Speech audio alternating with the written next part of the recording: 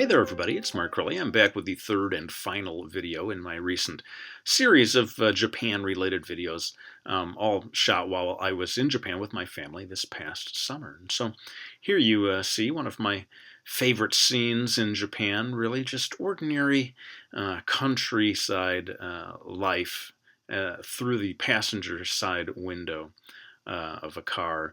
And this is not like I'm going out of my way to find picturesque Japan. This is really just average, ordinary Japan, and I'm always startled by the beauty of it all. Pretty much everywhere you turn, especially for me, when you get out of the cities and you get out into the rice fields, like the ones you see here. So here's this table full of ponyo-related merchandise from the Miyazaki film that came out a couple of years back. I did not find this in a anime-related store. This was just in an average hotel lobby somewhere, and I thought, boy, even the most fiercely devoted anime-related store in America is never going to have this much ponyo-related stuff.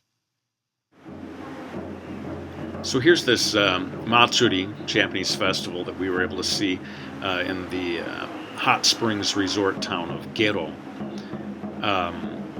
I've only rarely seen this kind of Matsuri before, even after living in Japan for years, so it was quite a thrill to see, these age-old traditions still carried on, although sometimes with a bit of a modern twist. At one point they were playing YMCA by the village people. Not sure that goes so well with Japanese tradition, but anyway, yeah, had a wonderful time visiting this town. If you are ever anywhere near the town of Gero, G-E-R-O, definitely worth a visit.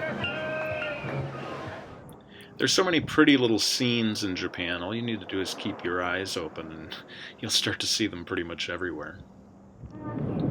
Now here's some footage that I shot from the window of the train as we traveled across what is called the Great Saito Bridge that connects Honshu with Shikoku. Apparently the longest two-tiered bridge in the world. That is to say, it's a double-decker bridge. They've got the train going across on the lower deck, and then cars and trucks and so forth going across on the upper deck.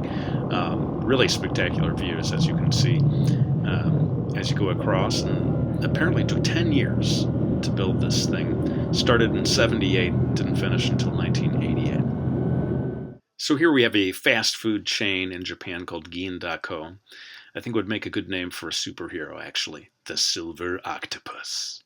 And they sell takoyaki here, quite a popular Japanese kind of pastry dish that has octopus meat in it.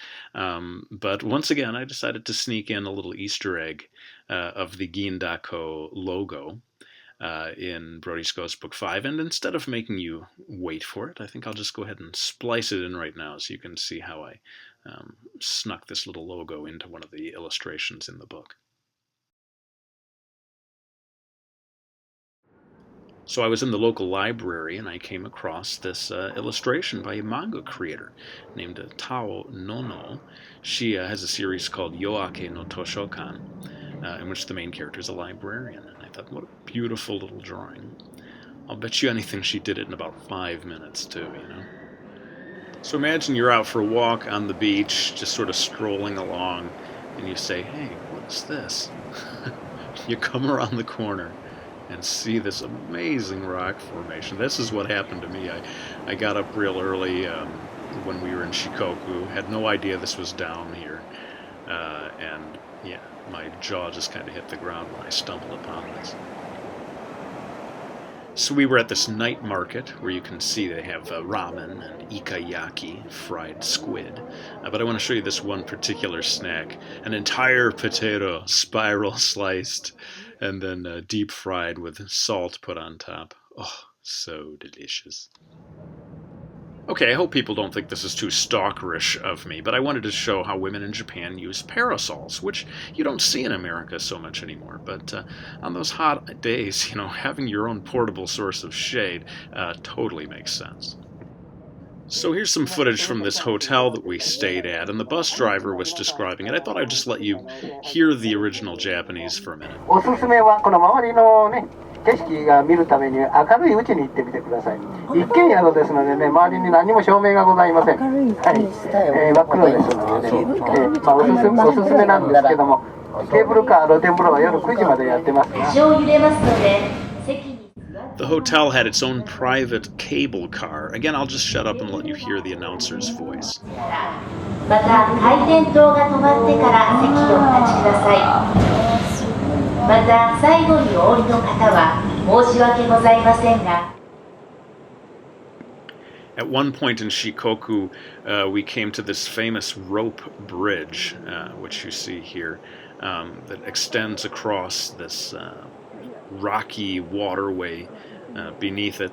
And I decided to try to show you just how high up in the air it is by pointing the camera at my foot. Also, look how widely spaced the struts are. I gotta tell you, it made you a little nervous as you went across this thing. Okay, now I showed a little bit of this in a previous video, but I wanted to explain that this is a river fish called ayu, which the Japanese traditionally cook by just putting a stick through it and propping it up next to hot coals. Now you may be asking, Mark, did you actually eat one of those? Well, maybe this will answer your question. It was yummy. Speaking of previous videos, there were actually alternative versions of these mannequins. I opted for the ones that I thought were just a little creepier, but these ones are plenty creepy too, I think. We'll end it with one last shot of my beloved rice fields. I really hope you enjoyed this video, friends, and I'll be back with another one real soon.